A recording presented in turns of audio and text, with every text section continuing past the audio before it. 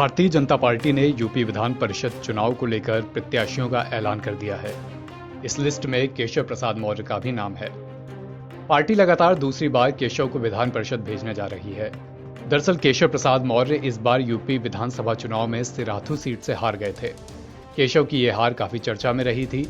वैसे तो विधान परिषद में केशव का जाना तो पहले से तय था, क्योंकि चुनाव में हार के बाद भी उन्हें योगी कैबिनेट में जगह दी गई थी और दोबारा डिप्टी सीएम भी बनाया गया था। लेकिन 5 साल में उत्तर प्रदेश की सियासी गोमती में पानी काफी बह चुका है।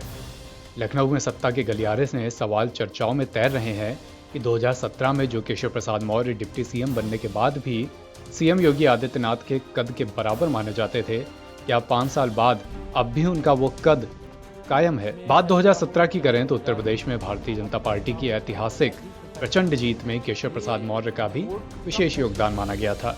वो उस समय भाजपा के प्रदेश अध्यक्ष थे और पार्टी का प्रमुख ओबीसी चेहरा भी थे। भाजपा के पास नंबर आए तो मुख्यमंत्री बनने की रेस में केशव का भी नाम चल रहा था, लेकिन पार्टी हाईकमान ने योगी आदित्यनाथ को मुख्यमंत्री बनाया, जो उस समय गोरखपुर से सांसद हुआ करते थे।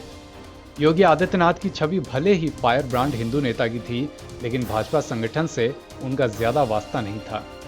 वहीं केशव प्रसाद मौर्य न सिर्फ प्रदेश में भाजपा संगठन के एक प्रमुख फेस थे, बल्कि फायर ब्रांड लीडर की छवि उनके साथ भी जुड़ी हुई थी। बहरहाल केशव प्रसाद मौर्य डिप्टी सीएम बने और पीडब्ल्यूडी जैसा बड़ा विभाग उनके जिम्मे आया। 5 साल की योगी सरकार के दौरान कई बार ऐसे मौके आए जब सरकार और संगठन में केशव प्रसाद मौर्य और योगी आदित्यनाथ दो अलग अलग धड़ों में नजर आए। इस दौरान लगातार चर्चाओं को भी किसी न किसी बयान, किसी न किसी घटना से हवा मिलती रही कि योगी और केशव के बीच सब कुछ ठीक नहीं है।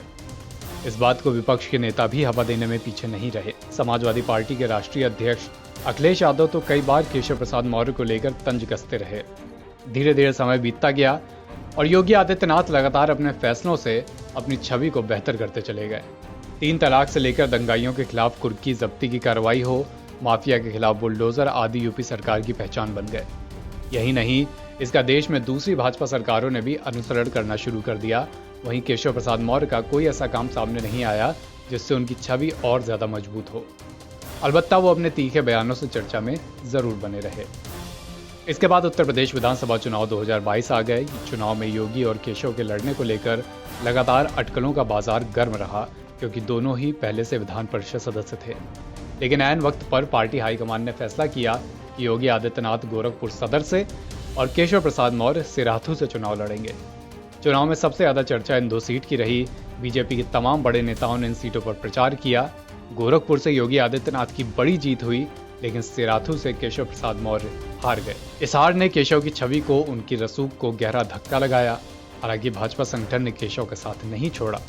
हार के बाद भी योगी सरकार 2.0 में केशव प्रसाद मौर्य को एक बार फिर डिप्टी सीएम बनाया गया, लेकिन छवि को धक्का लग चुका था और इसका असर उनके पोर्टफोलियो में दिखा। इस बार उनके पर कतर दिए गए। उन्हें लोक निर्माण विभाग नहीं दिया गया। ये विभाग जितिन प्रसाद को दे दिया गया, जो कभी कांग्रेसी थे और कुछ समय पहले भाजपा में आए थे। वहीं केशव को ग्राम्य विकास एवं समग्र ग्राम विकास तथा ग्रामीण अभियंत्रण, खाद्य प्रसंस्करण, मनोरंजन कर एवं सार्वजनिक उद्यम तथा राष्ट्रीय एकीकरण का पदभार सौंपा गया। एनबीटी ऑनलाइन के लिए अजेंद्र राजन शुक्ल की रिपोर्ट।